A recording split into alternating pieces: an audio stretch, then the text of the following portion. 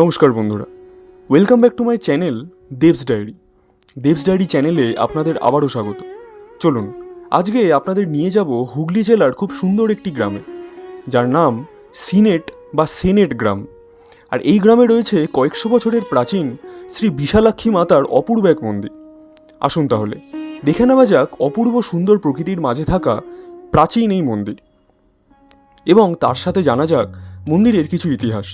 মন্দির চত্বরে ঢুকতেই সুন্দর পরিবেশের মাঝে চোখে পড়ল অপূর্ব উঁচু ভিত্তিবেদির ওপর স্থাপিত দক্ষিণমুখী জোড়বাংলার দুটি মন্দির। মূল মন্দিরের ঠিক সামনেই রয়েছে অপূর্ব একটি সুবিশাল নাট মন্দির। আসুন এবার যাওয়া যাক মূল মন্দিরের গর্ভগৃহে।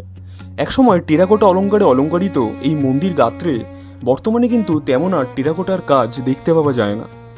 এবার চলে আসলাম একেবারে মূল গর্ভগৃহে। এখানে বিরাজ করছেন লাল শাড়ি পরিহিতা দেবী বিশালাক্ষী। দেবীর বাঁ হাতে পানপাত্র, ডান হাতে খড়গ এবং গলায় নরমুণ্ডমালা। স্বয়ং দেবাদিদেব মহাদেব দেবীর পদতলে শায়িত।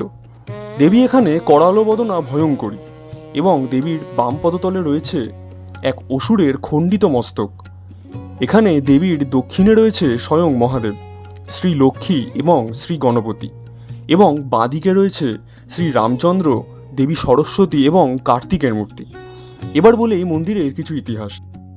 বাংলার প্রায় 1229 বঙ্গাব্দে বর্ধমান মহারাজ কর্তৃক নির্মিত হয় এই মন্দির। পরবর্তীতে অবশ্য 1419 সাল নাগাদ বর্তমান এই মন্দির সংস্কার করা হয়।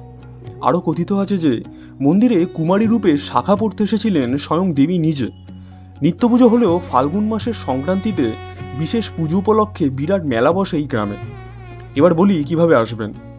হাওড়া থেকে ব্যান্ডেলগামী যে কোনো ট্রেন ধরে চলে আসুন চুঁচুড়া স্টেশন, আর স্টেশন থেকে বেরিয়ে চুঁচুড়া তারকেশ্বরগামী 17 নম্বর বাস ধরে চলে আসুন সেনেট মোড়।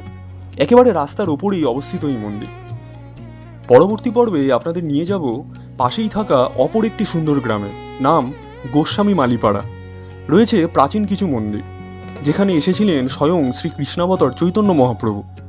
তাহলে অবশ্যই চ্যানেলটি সাবস্ক্রাইব করে পাশে থাকবেন, এবং এই ভিডিওটি ভালো লাগলে একটি লাইক করে কমেন্টে জানাবেন আপনাদের কেমন লাগলো। তাহলে আবার দেখা হবে পরবর্তী পর্বে। ততক্ষণ ভালো থাকবেন। নমস্কার।